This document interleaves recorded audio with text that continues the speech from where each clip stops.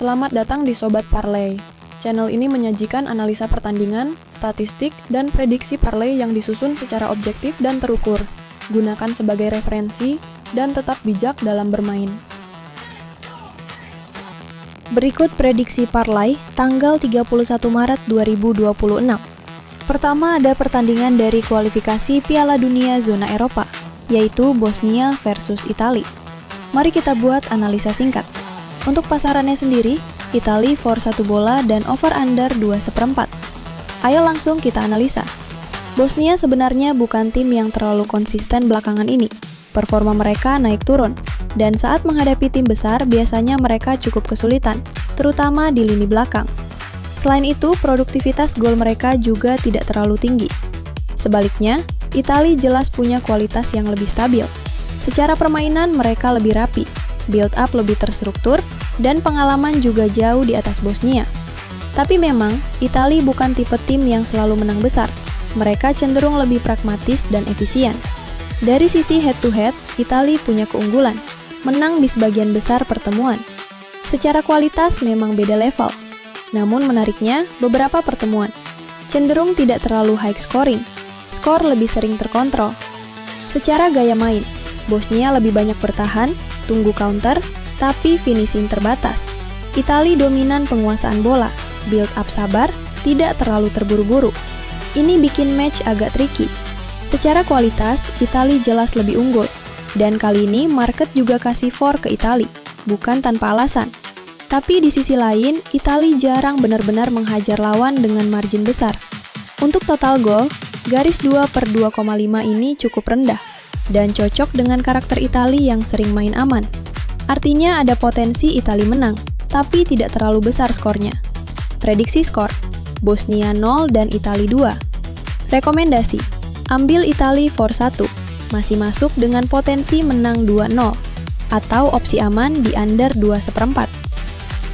Untuk sobat yang ingin bermain bola online, saya sarankan untuk daftar ke situs rekomendasi dari Sobat Parlay, yang pastinya aman dan terpercaya yaitu FIFA 234.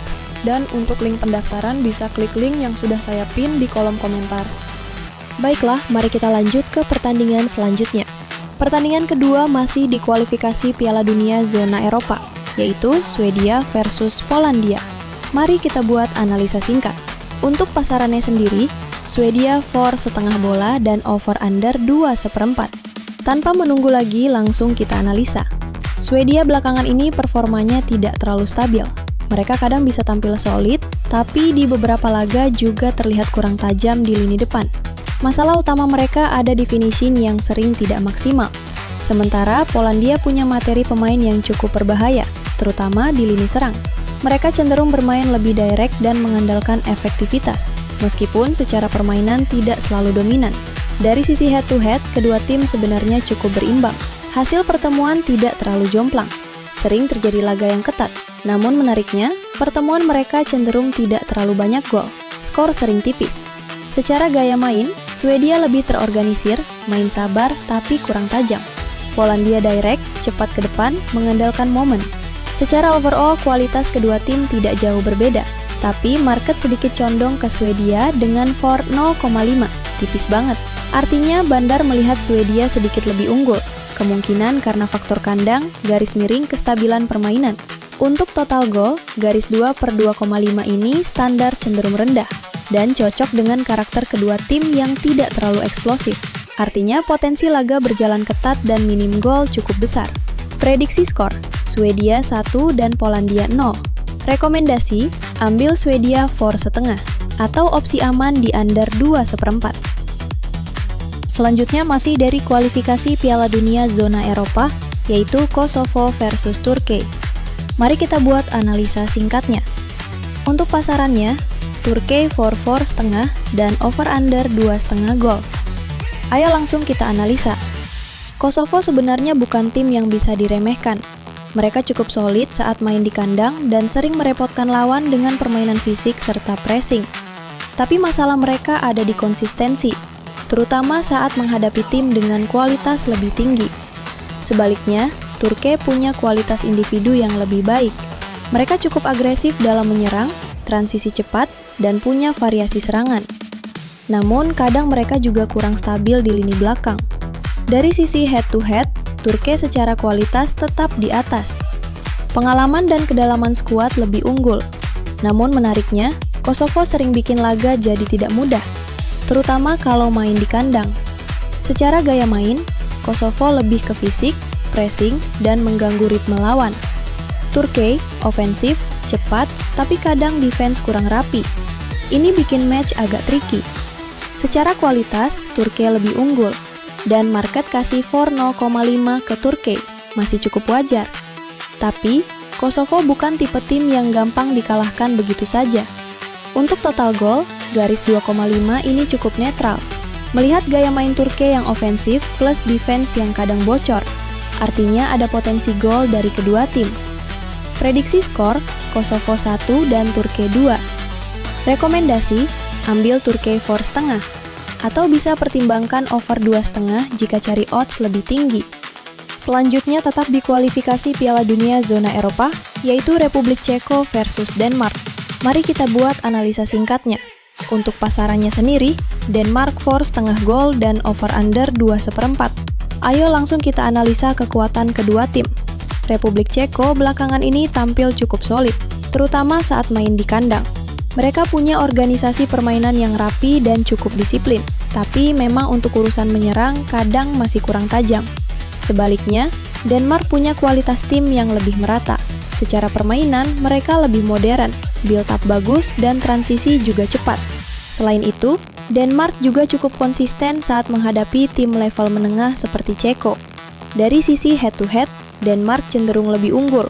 Secara kualitas memang sedikit di atas. Namun menariknya, pertemuan mereka sering berjalan ketat, tidak selalu menghasilkan banyak gol. Secara gaya main, Republik Ceko disiplin, kompak, lebih defensif. Denmark lebih seimbang, bisa menyerang tapi tetap terorganisir. Ini bikin match agak tricky. Secara kualitas, Denmark lebih unggul, dan market juga kasih 4,05 ke Denmark. Tapi, Ceko di kandang biasanya tidak mudah dikalahkan. Untuk total gol, garis 2/2,5 ini tergolong rendah, dan cocok dengan karakter kedua tim yang cenderung hati-hati. Artinya potensi laga ketat dan skor tipis cukup besar. Prediksi skor, Republik Ceko 0 dan Denmark 1. Rekomendasi, ambil Denmark 4,5 atau opsi aman di under 2/4. Dan yang terakhir dari playoff Piala Dunia antar konfederasi, yaitu Irak versus Bolivia.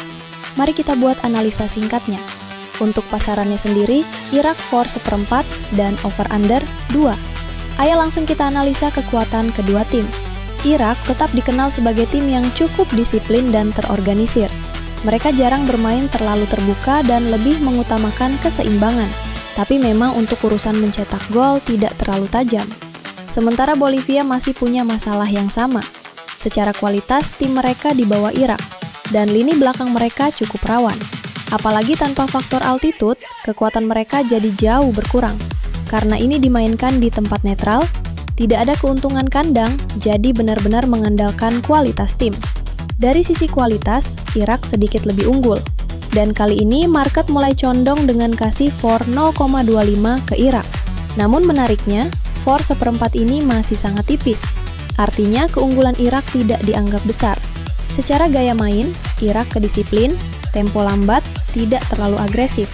Bolivia ke lebih terbuka, tapi tidak terlalu efektif. Secara kualitas ke Irak unggul, dan market juga mulai condong ke Irak. Tapi, dengan gaya main Irak, mereka jarang menang dengan skor besar. Untuk total gol, garis 2 ini cukup rendah. Ini biasanya indikasi match akan berjalan ketat. Dengan karakter kedua tim, potensi under cukup kuat, kecuali ada gol cepat. Prediksi skor, Irak 1 dan Bolivia 0. Rekomendasi, ambil Irak 4/4 gol, masih aman untuk menang tipis. Atau opsi kuat di under 2. Sekian prediksi hari ini dari Sobat Parlay. Dukung channel ini dengan subscribe dan follow, dan kirim komentar kalau kalian punya pertanyaan atau request pertandingan. Semoga kita hijau terus.